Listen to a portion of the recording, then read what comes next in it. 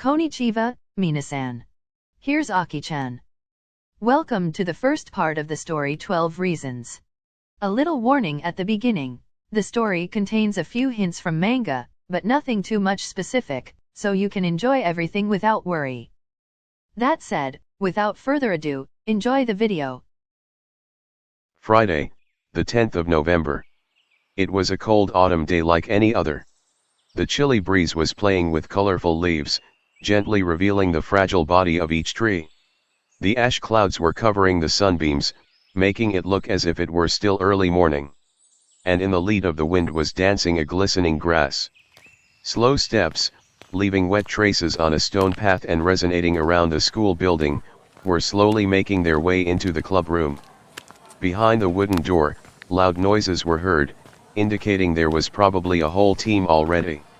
Kenma, still half asleep, took the handle slowly and unenthusiastically and opened the door. Ohayo. Yo Kenma. As unenthusiastic as always. As loud as always Tora. Do you want some cream for the burn, Tora-kun? Oh shut up Fukunaga. Kenma, where is Kuroo? Do I look like his father to know that Yaku? We don't go to school together every time. Kenma-san woke up on the wrong side of the bed today. Inuoka, shut up. Couldn't Kuroo-san just catch a cold? A loud, snarky laugh came from behind the furthest locker. Yaku peeked out, mischievously smiling at Shibayama. That's not possible Shibayama.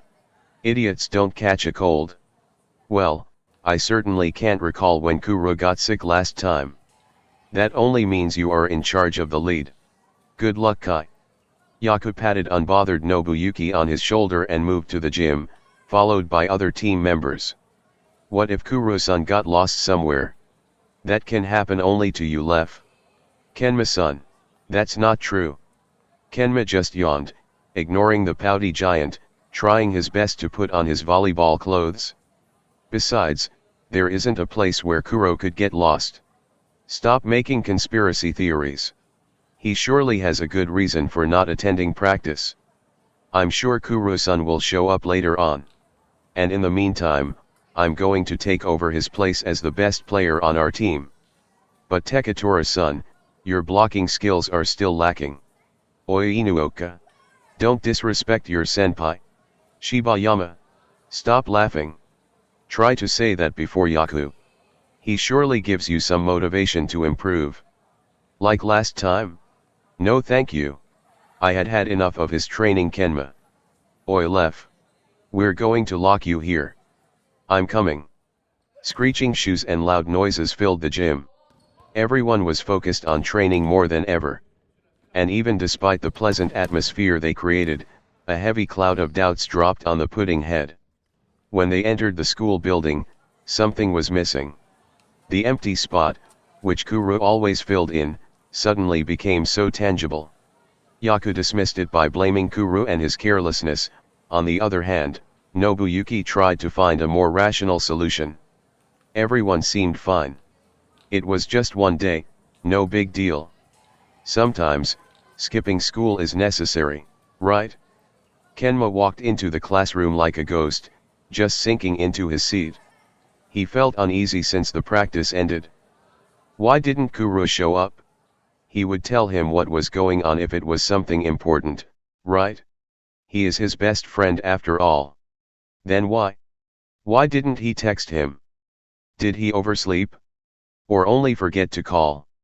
The train of thought was circling throughout Kenma's head during the whole class. And even after that, Kuroo didn't show up. And hours flew by. And Kenma was waiting. Waiting for the messy head to pop up from his classroom door, shouting something embarrassing like always. But every break, he was greeted only by cold silence. He was so used to Kuroo's presence that even the one day without his annoying friend was odd. No strange nerdy jokes, no loud cheers, no forcing him to eat up or stop playing video games. No Kuroo. It was eerie. Kenma got up from his chair and walked lifelessly to the cafeteria to meet with others at lunch. Everyone was laughing and talking like nothing was happening. Well, nothing was happening. Looking at them, Kenma convinced himself he was the only one dramatic about it here. And when he started to listen to Lef's story about his embarrassing situation on one of his photo shoots, his uneasiness disappeared. At least until they said goodbye and parted ways to their respective homes. Since Kuroo was a morning person, he always went to school before Kenma. But after school, there wasn't a day when they wouldn't go home together. Suddenly, the road to home seemed so long and lonely. The autumn wind played with Kenma's hair, leaving it lying messily around his face. He was dragging himself through empty streets, following a very well-known path, his mind in a different place. Passing by the familiar places, memories of their childhood were recalled. He never thought that he could get so sappy and nostalgic. That was the Kuroo thing. He often started rambling about their memories on their way home. Such a simple thing, yet he missed it so much. It got so casual for him that he forgot how lonely it could get. Suddenly, Nobuyuki's voice and his comment rang in Kenma's mind. Opening the door of his house, he went hurriedly into his room, completely missing his mom's welcome home. Jumping on his bed and putting his head under his pillow, leaving everything behind him, he tried to recall the exact sentence from the morning. Kuroo was never sick or missed school. The awareness sent shivers down his body. What could happen to him? Just from the thought of him being in danger, his heartbeat quickened, and his breathing started to be irregular. Slowly sitting up, holding his pillow tightly, Kenma tried not to faint. He felt dizzy as the tears slowly blurred his vision, imagining the worst.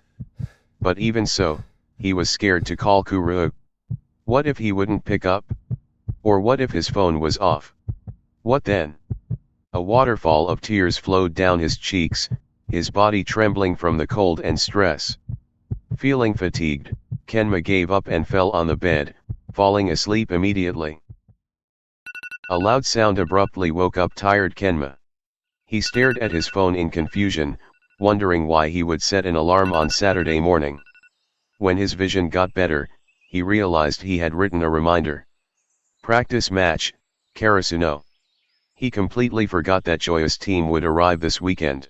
Slowly but with a smile, he got up from his bed, looking forward to seeing his friend again.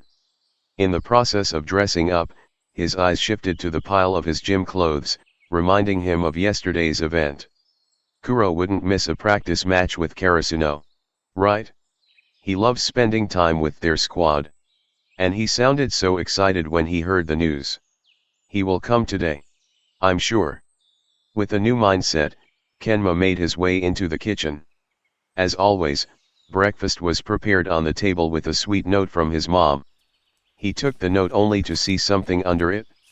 It was a letter with the initials KK. Nothing more. Have a nice day, my dear Kenma. Don't forget your lunch. It's in the fridge. Enjoy your time with your friends and say hi to Tetsuro for me. Love, Mom. P.S. This letter was in the mailbox. I figured by the initials that it's for you. Just seeing Kuroo's name made Kenma's heart ache again. Moreover, the letter didn't add much comfort either. Loudly swallowing, Kenma slowly took it into his hands. Scared by what he could find inside, he stopped for a moment, just looking at it. His hands were shaking, refusing to move any further. But curiosity took hold of him. Slipping in between his sweaty hands, he finally opened it. Inside was a card with a simple sentence and a photo. Reason number 1, because the anxiety never went away. The content of the card alone didn't ring a bell to Kenma. Whose anxiety? Why wasn't the text more specific? A reason for what? Too many questions for his liking and no straight answers. So, he decided to turn his focus to the photo. Maybe it would give him some clues. And sadly, he was right. In the photo were two little kids, standing awkwardly next to each other. They were in front of Kenma's house before the building was reconstructed. The peeling coat of paint was visible even in the badly taken photo. Kenma felt like it was only yesterday when this happened. He was in elementary school, and on that day, he met Kuroo for the second time. Their parents decided to take a photo, so they have some memories from their childhood. At that time, Kuroo was way more anxious than Kenma. He barely spoke to him, always looking at the ground. Just like in that photo. He was a ball of nerves, looking like he was constantly in pain. Kenma often tried to talk to him about it. Well, about anything, only to make him talk. And one day, Kuroo opened up. He started talking from nowhere. His thoughts flew unsorted, filling the quiet room. The heavy burden must have taken its toll on him at that point. But the things Kuroo said weren't something a young kid should know. Just what he had to go through, that he talked like an adult. The cruel reality hit Kenma only now, as he had never paid closer attention to it, since Kuroo seemed fine afterward. But at that time, he just stared at him, not understanding a word.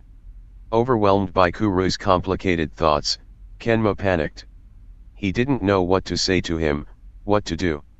So, the first thing that popped up in his head was to take him somewhere where he could focus on something else.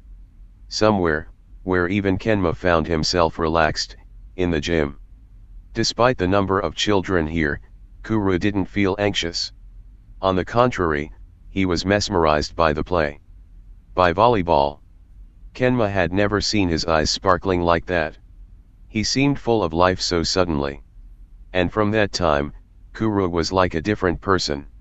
He was bubbly, talkative, sociable, and full of confidence. It looked like the anxious kid was gone forever. At least, that's what Kenma thought. Holding the card with shaky hands, he was reading through the scary sentence again and again, hoping for some answers to appear. But nothing came to his mind. First tears of hopelessness dropped on the text, blurring the writing. And when he took his eyes off it, he realized it was time to go. Drying his eyes, he picked up his phone, only for him to stop again. A dim light of hope appeared in his mind. Not too long ago, one goofy owl made Kenma take his phone number. He never thought of a situation where he would need to call this person. He wasn't so close to him after all. But right now, he was glad that he had convinced him. Perhaps he also received this strange note, and maybe he would know more. Eventually, it was worth a shot. After a few seconds of dialing, a loud, familiar voice was heard on the other side.